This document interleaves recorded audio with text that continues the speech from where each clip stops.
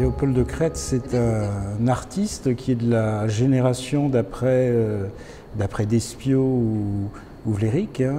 Donc il commence sa formation au début des années 30, d'abord en Pologne, dont il est originaire.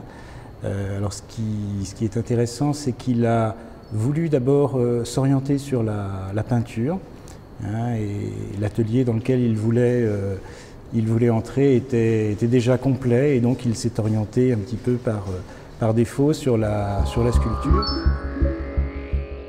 Alors moi je vais vous présenter des œuvres qui m'ont beaucoup intriguée quand on a fait la découverte de l'atelier avec M. Richard, à savoir que nous ne connaissions pas tous les plâtres. Par exemple, la pièce qui est derrière vous, nous ne la connaissions pas du tout, et c'était vraiment une découverte extraordinaire. Nous connaissions beaucoup de plâtres parce que nous étions très amoureux de l'œuvre de Léopold Crête, mais on en a découvert un certain nombre. Je les ai moi-même mises en valeur avec M. Richard puisqu'il y en avait 450, mais c'est vrai qu'aujourd'hui je ne les reconnais pas tellement elles sont belles.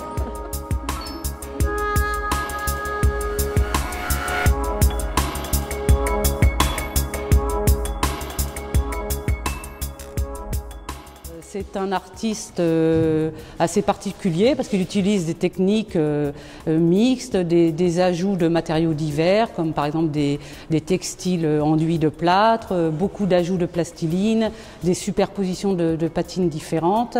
Et dans un certain sens, on peut le rapprocher un peu du processus créatif de Rodin avec tous ces ajouts de matériaux un peu divers, comme effectivement les textiles enduits, les plastilines, etc.